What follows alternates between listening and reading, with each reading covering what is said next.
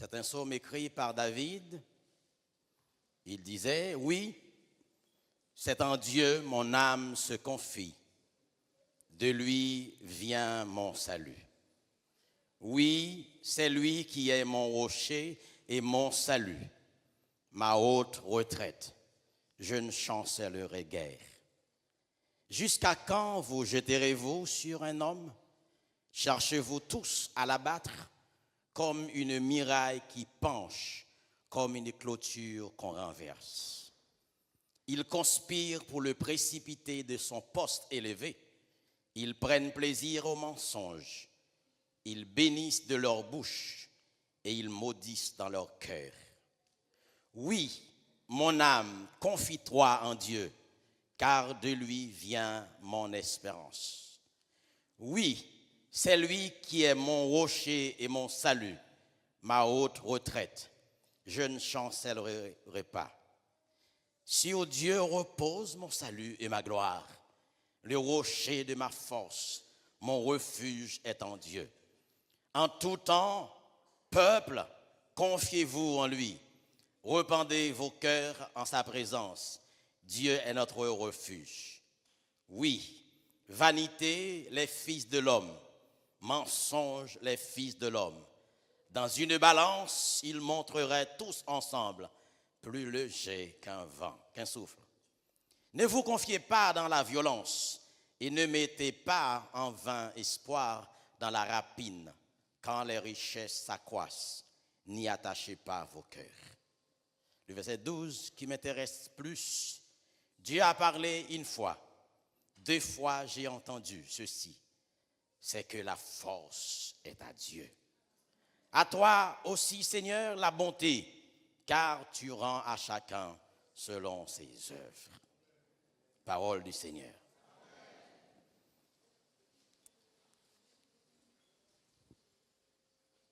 C'est que la force est à Dieu. La force est à Dieu.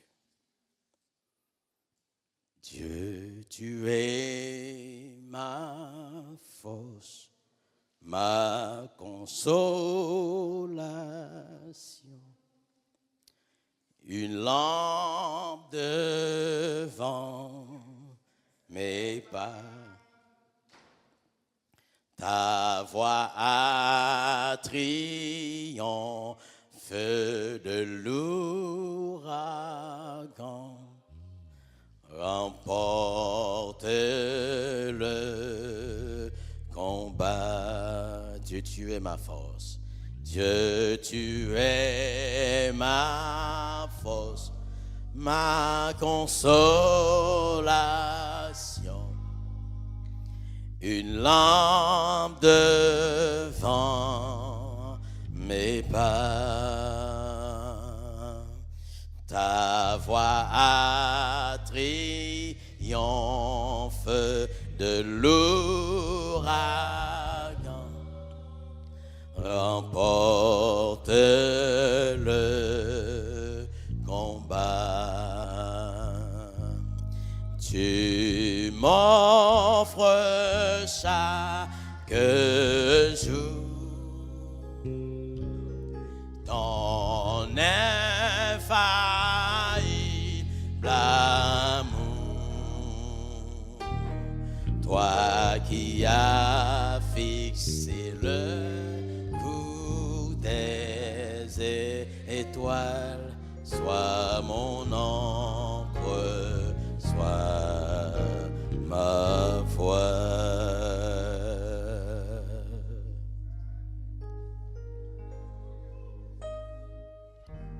C'est que la force est à Dieu.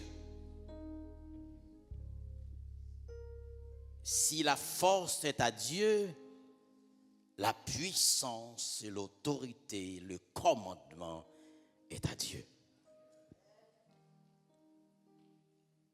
Le 31 mars dernier, on avait parlé de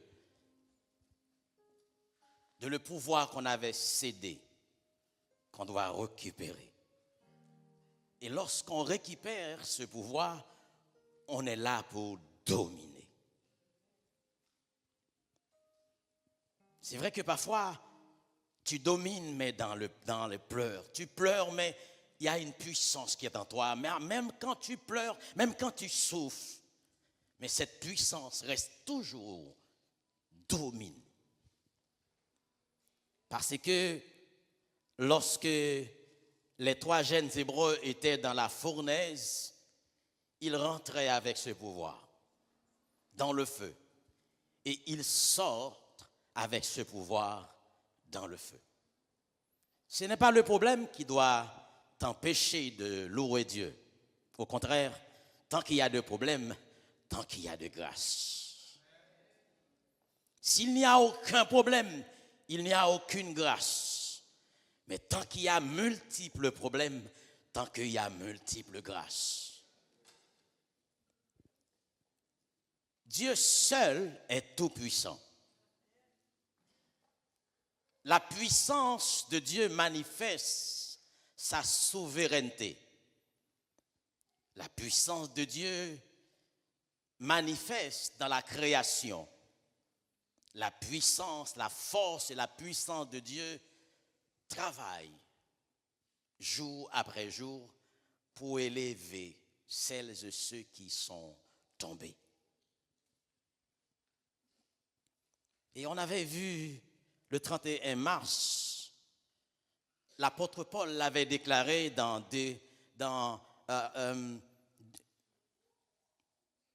Corinthiens 5, 17, 1 Corinthiens, pardon, si quelqu'un est en Christ, il est une nouvelle créature. Ce qui veut dire que il est, dès Corinthiens 5, merci, il est en train de dominer parce qu'il est devenu une nouvelle créature. L'ancienne personne qu'elle était est passée. Elle n'est plus une femme mal élevée. Elle n'est plus une femme palabre.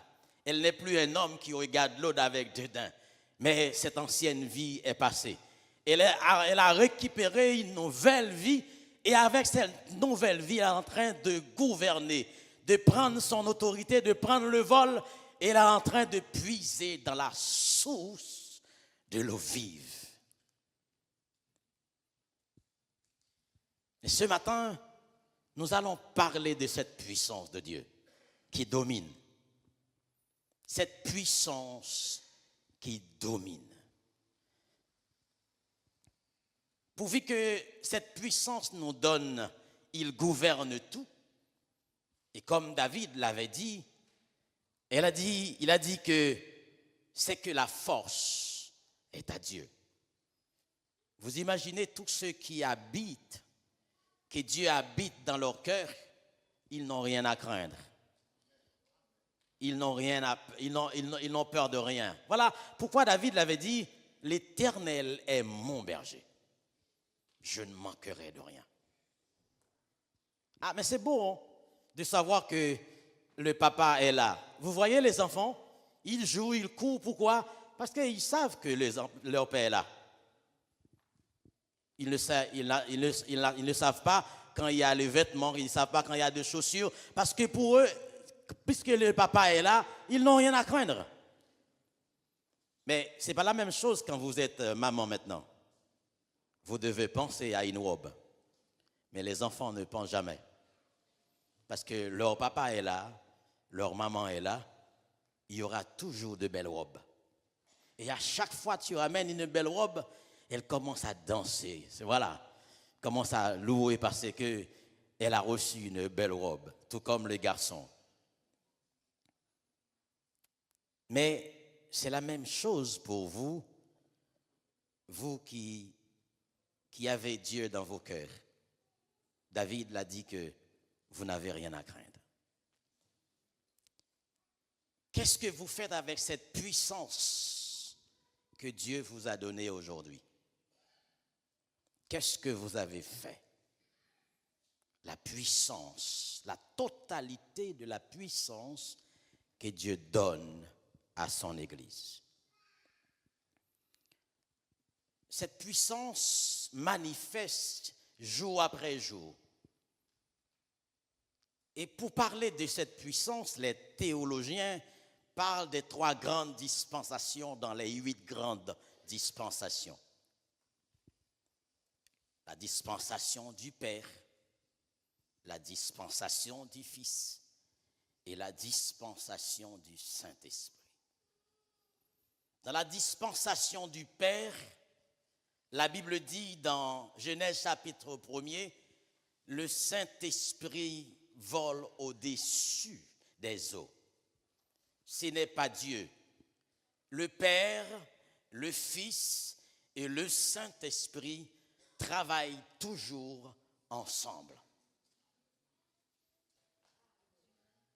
Le Père, le Fils et le Saint-Esprit travaillent toujours ensemble. Et voilà pourquoi lorsque Jésus est arrivé devant la tombe de Lazare, il a crié, je sais que tu m'écoutes toujours.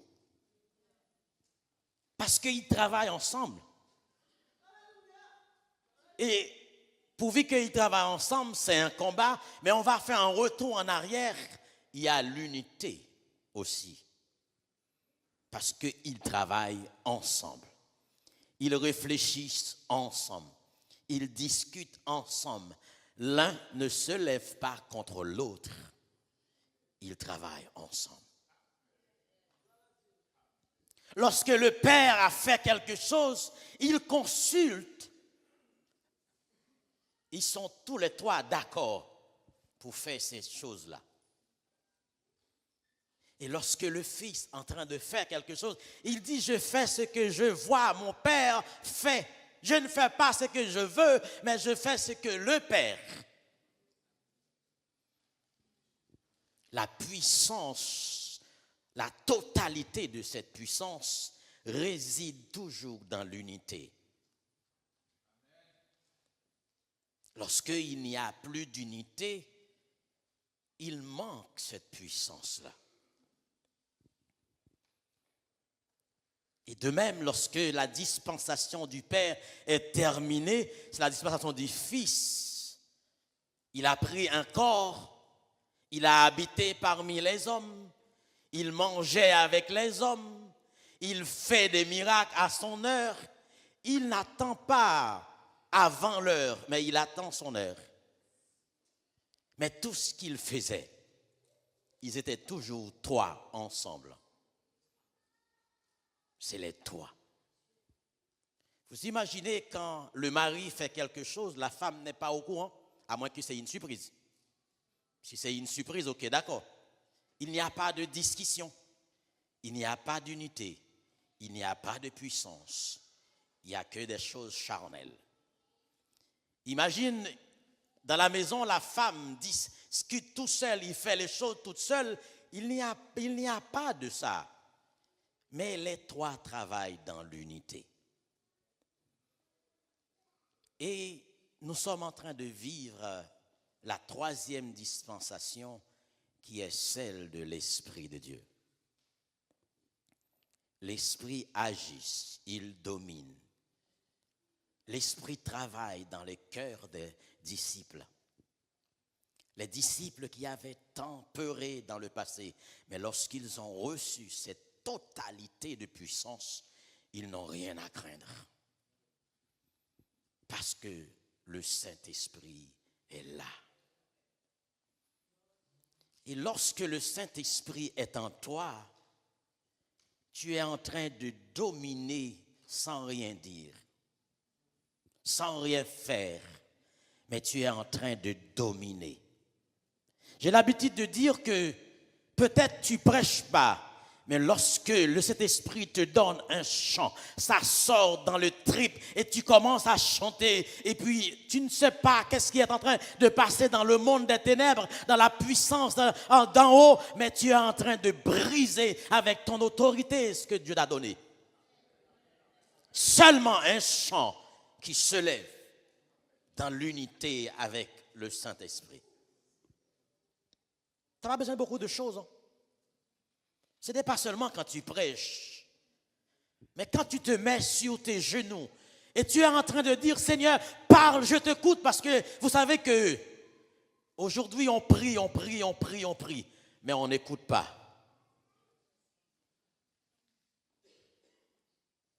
Et c'est comme la plupart des gens, ils viennent, ils te parlent, ils te parlent, ils te parlent, ils te parlent, mais ils ne te donnent pas même une seconde pour répondre. Et c'est ça qu'on est en train de faire. On n'écoute pas Dieu, mais on prie, on prie, on prie, on prie, on prie. Et après on dit Amen et on part. Nous sommes dans la totalité du règne du Saint-Esprit. C'est lui qui domine. À travers le Saint-Esprit, l'Église travaille. À travers le Saint-Esprit, l'Église opère. Sous cette dispensation, l'Église n'a peur de rien. L'Église est en train de dominer. Mais lorsque Dieu est entièrement là, sa présence, ça fait peur au diable. Seulement sa présence. Seulement sa présence. Il n'est pas encore, sa présence n'est pas encore de manifester, d'opérer des miracles. Mais lorsque sa présence est là, une présence. Mais il n'est pas seulement là, sa présence y est pleinement résidée dans le corps de l'homme. Parce que Dieu a donné à l'homme un esprit et il va rapatrier son esprit pour poser dans l'esprit de l'homme pour que l'homme puisse travailler selon le cœur de Dieu. La volonté propre à Dieu, c'est que l'homme lui ressemble, travaille. Et puisque toute cette puissance réside dans la vie de l'homme, l'homme ne travaille pas selon lui-même, il travaille selon Dieu. Il écoute Dieu. Il voit Dieu d'abord. Il n'écoute pas lui-même. Il n'écoute pas les autres. Il l'écoute, oui, mais dans un premier temps, lui, il a les écoutes de Dieu. Il écoute l'homme d'une partie et il écoute Dieu d'une autre côté. Parce que entre l'écoute de l'homme, il sait que c'est l'homme charnel qui parle, ce n'est pas l'esprit. Parce que quand c'est l'esprit qui parle, l'esprit de l'autre vivifie. Il sent qu'il y a quelque chose qui se passe. Lorsque tu parles, voilà ce qui s'est passé entre Marie et Marthe. Lorsque les deux rencontrent, Élisabeth, merci. Élisabeth et Marie se rencontraient. Élisabeth avait 6 mois enceinte et Marie avait 3 mois. Et la Bible dit, l'esprit qui était dans le ventre d'Élisabeth tressaillit de joie. Parce que, il a rencontré avec son Seigneur. Son Dieu est là. Sa présence a manifesté quelque chose qu'elle ne pouvait pas rester muette. Elle dit, oh Marie, tu es bénie. Elle ne cherchait pas à dire, Marie, quand on est là, est-ce qu'on va comprendre? Non, je suis plus grande que toi. Il dit, oh Marie, tu es bénie. Parce que la puissance qui est en elle a déclaré quelque chose, a vu quelque chose entre le sein de Marie. Combien de fois tu as vu en ton frère une puissance plus forte que toi? Combien de fois tu l'as vu? Et qu'est-ce que tu as dit? Qu'est-ce que tu as fait? Puisque Dieu l'a animé une puissance aussi plus forte que toi. L'heure court et on va avancer. Vous savez, avec cette puissance, il y en a qui disent que si vous ne baptisez pas du Saint-Esprit, il vous manque quelque chose. C'est très important d'être baptisé du Saint-Esprit. Et il y en a qui disent aussi, si vous ne parlez pas en langue, il vous manque quelque chose. Et c'est très important de parler en langue. Mais Dieu ne donne pas à tous de parler en langue.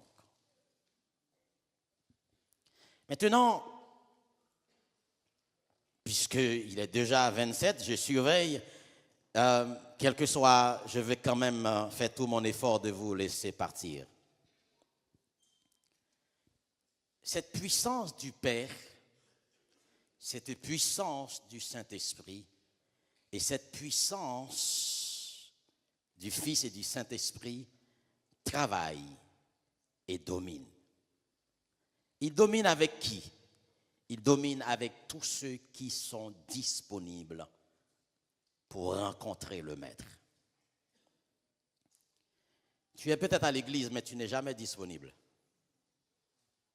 Tu fais que seulement être à l'église.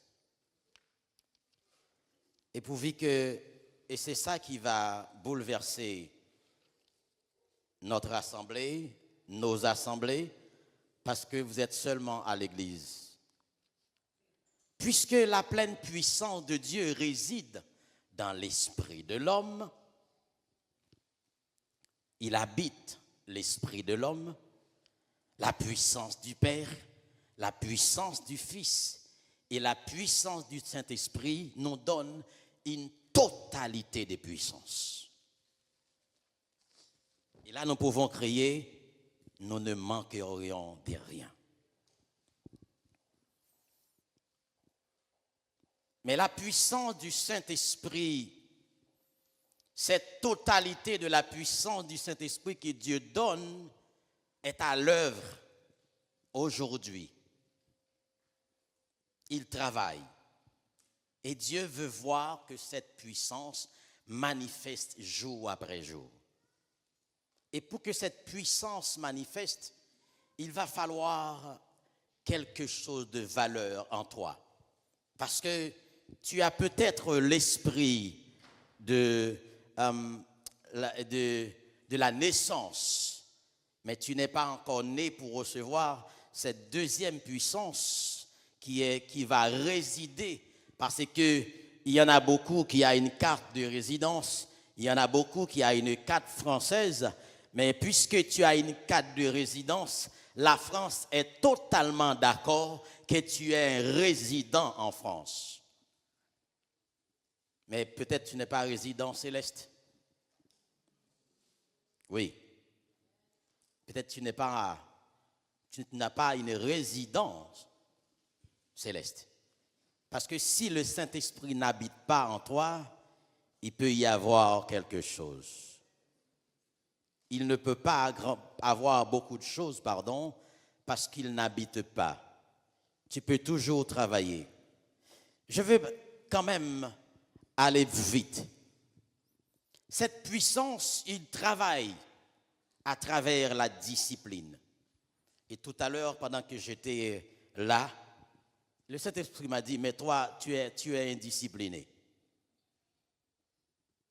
Vous savez, et je suis conscient, parce que à chaque fois que je ma carte, je le trouvais par là, je l'ai mis quelque part, et à chaque dimanche, je l'ai toujours oublié. Et si tout frère Dol, il me regarde. Cet esprit m'a dit, toi aussi, tu es indiscipliné.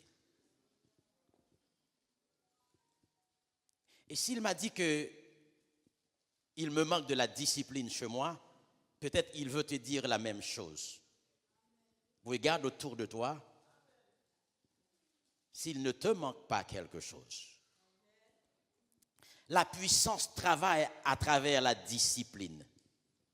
La puissance travaille à travers la parole. La puissance travaille dans la sainteté. La puissance travaille à travers les dons de puissance. La puissance travaille dans la prière. La puissance travaille dans la soumission. La soumission. La puissance travaille dans la ressemblance de Christ. Je n'ai pas les images visibles, mais j'aimerais que vous me suiviez directement. Je vais faire mon propre image à moi.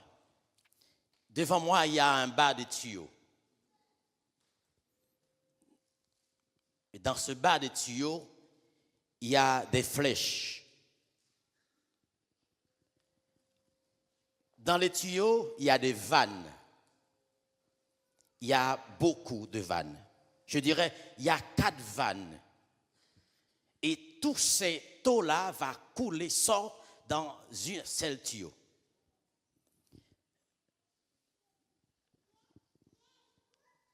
Dans le premier tuyau, il y a une citerne. Et dans cette citerne, l'eau coule. Arrivant à un moment, la première citerne arrive à presque remplie, mais l'eau ne coule pas. Mais la première citerne a de l'eau. La première citerne possède de l'eau. Mais le problème, c'est que l'eau ne coule plus.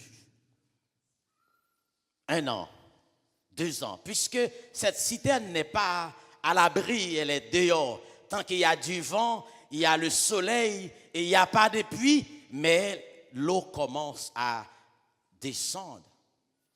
Il y a la sécheresse qui arrive. Et cette vanne, c'est le Saint-Esprit. Si tu perds la relation avec l'Esprit de Dieu, tu ne coules plus. Mais il y a un autre problème, c'est que cette citerne-là n'a pas de conduit. Il y a la deuxième citerne qui est sous le robinet, mais le robinet coule, mais dans cette citerne, il y a une petite diamètre de 5 pouces et qui fait couler l'eau. Il y a une petite diamètre de 5 pouces qui fait couler l'eau, mais par le fait que c'est le 5 pouces qui a, l'eau coule quand même. Parce que si l'eau coule jour et nuit, dans cette citerne, on peut arroser avec malgré la petite diamètre est très petite, mais ça peut arroser.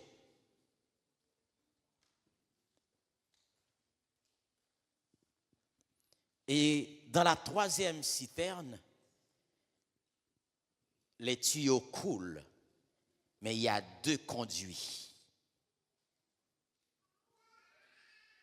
Parce que là, la première personne possède le don de prière. Cette personne est capable de prier pour bloquer beaucoup de choses, mais elle cesse de prier. Quand elle cesse de prier, elle perd cette puissance de prière. Ou pas où tu qu'on prier en pile, ou pas que bon Dieu te qu'on servi avant. Dieu avait l'habitude de te servir de toi, mais tu cesses de rester sur tes genoux. Tu ne l'écoutes plus, tu écoutes que toi-même. Mais il y a un problème dans cette deuxième citerne, parce que cette personne disait, ah, quand je prie, oh, je fais trembler les montagnes. Il ne respecte personne. Il se sentait au-dessus des autres. Mais vous savez, vous êtes dans cette conduite-là. C'est le tuyau qui te donne de l'eau. C'est le seul tuyau. Et dans la troisième tuyau, il n'y a pas seulement un, mais il y en a 2. Et dans la quatrième, il y a 4 conduits d'eau. Ça verse, ça coule.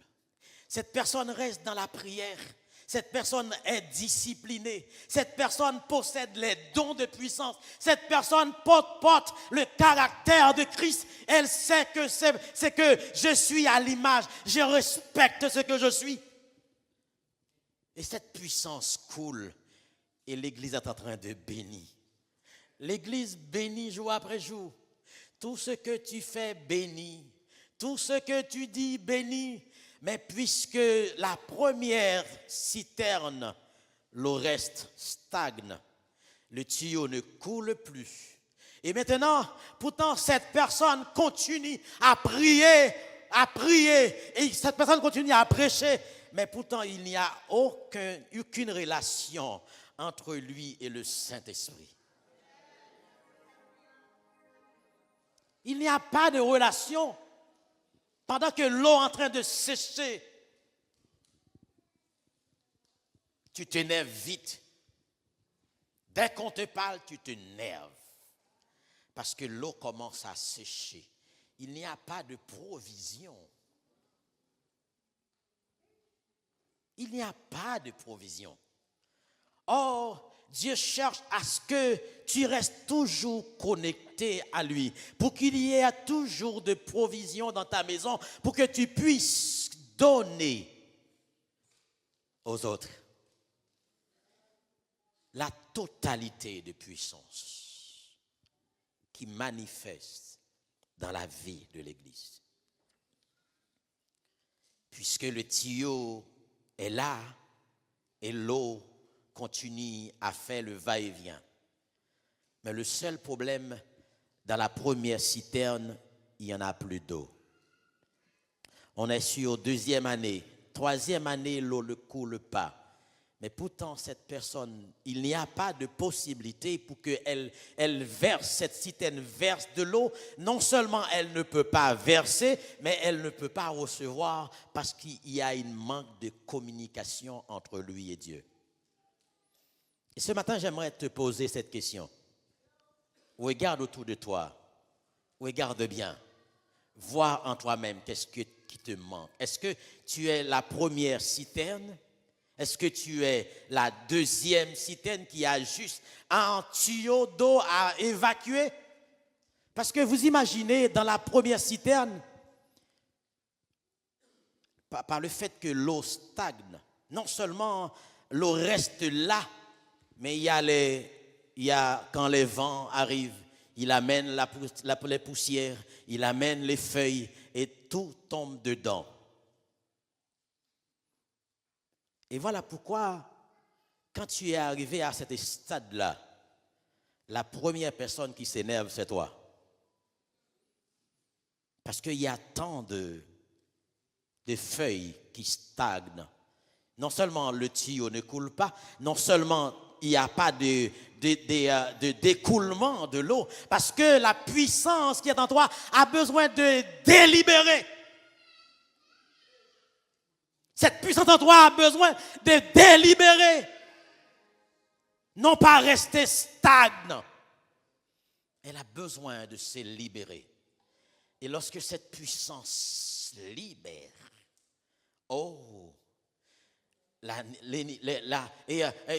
toute la puissance des ténèbres se lève contre toi et toi tu libères, tu lâches cette puissance en disant Alléluia. Tu lâches cette puissance parce qu'il y a une conduite d'eau qui bouleverse le monde parce qu'on est à Noisy-le-Sec. Mais on devrait avoir des tuyaux d'eau qui coulent pour tomber dans la rue. Un tuyau d'eau qui fait la rue de Bobigny, un tuyau d'eau qui fait la rue de Maximilien, et puis on entend des bruits, pas seulement un seul, mais 4 tuyaux qui ouvrent, parce que lorsque les 4 vannes s'ouvrent, on appelle les plombiers. Je ne dis pas à toi et notre président, je dis, c'est pas toi. On appelle le plombier céleste. On appelle le plombier céleste. Parce qu'il y a l'eau qui coule.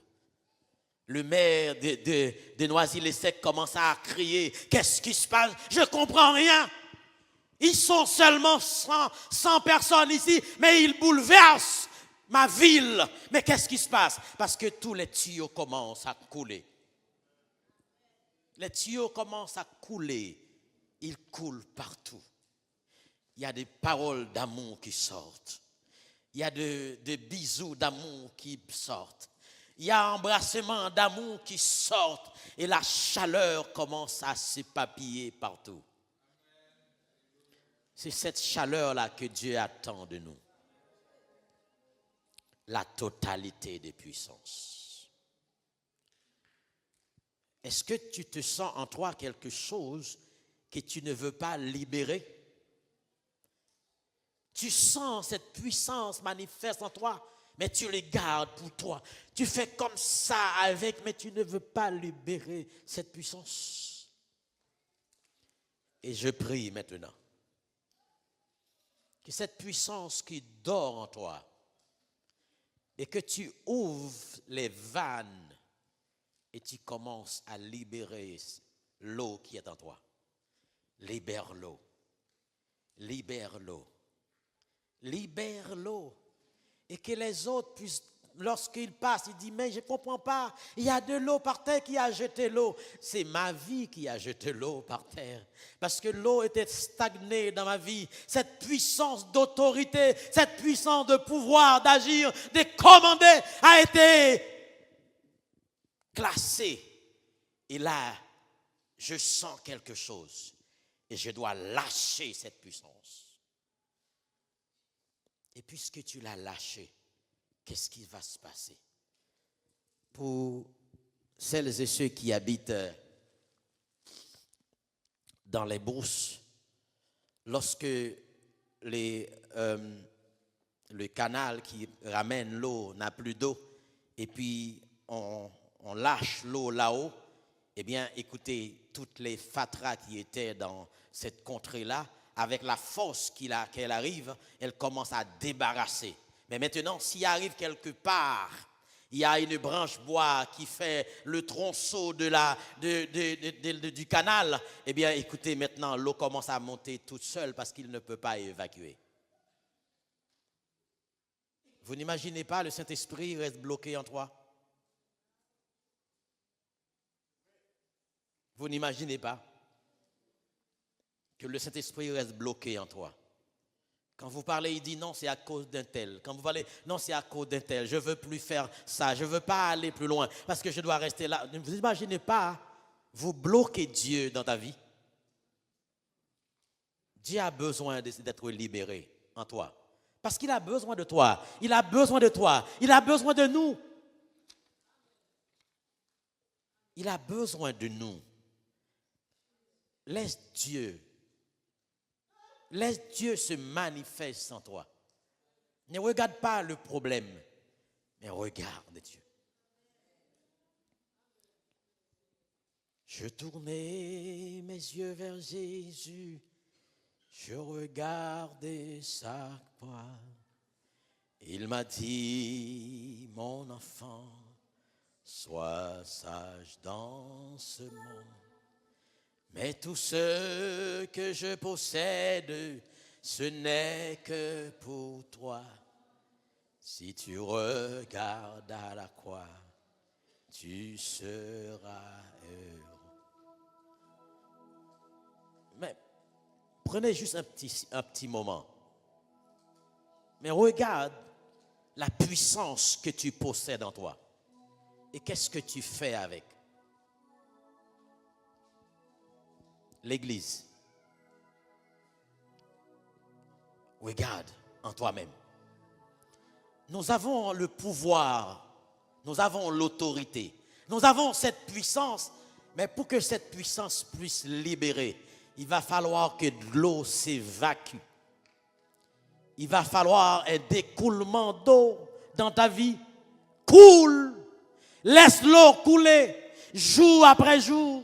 Et sans faire aucun effort, tu vas voir comment tu vas monter avec puissance avec Dieu.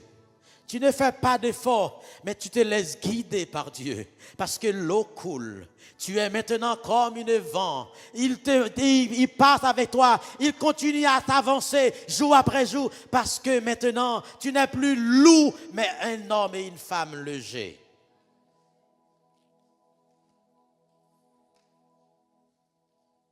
Combien d'entre vous qui bloquent le Saint-Esprit? Combien? Et Dieu va être libéré en toi. Il attend que tu laisses libérer. Il attend que tu demandes, mais Seigneur, je n'ai pas de vanne en moi. Oui, je possède l'eau, je possède mon salut, ma nourriture, je possède le Saint-Esprit parce que tu me l'as donné. Mais puisque je ne fais aucun effort, je ne viens pas à l'école du dimanche, je ne fais pas de choses, je ne prie pas avec les personnes concernées, je ne fais rien, je garde que mon salut. Mais tu es une citerne qui a rempli d'eau, mais le tuyau est fermé. Mais oui, Seigneur, je sais que je sais chanter. Oui, tu sais chanter, mais tu ne mets pas en puissance des mouvements entre mes mains. Quand tu chantes pour toi-même. Tu fais semblant que tu chantes. Mais laisse-moi chanter en toi. Et tu vas libérer cette puissance. Libère cette puissance. Mettez-vous debout.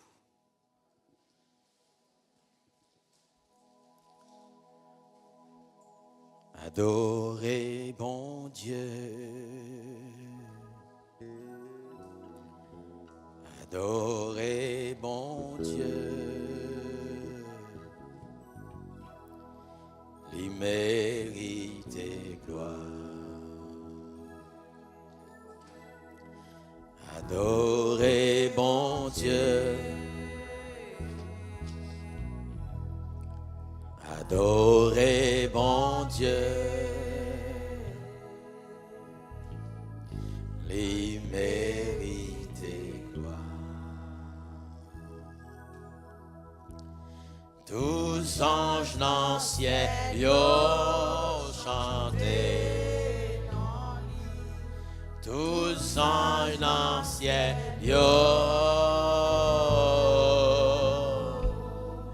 tous anges dans le ciel, chantez non les mérites. Fermez vos yeux et fais cette prière en toi-même. Est-ce que tu as bloqué Dieu dans ta vie?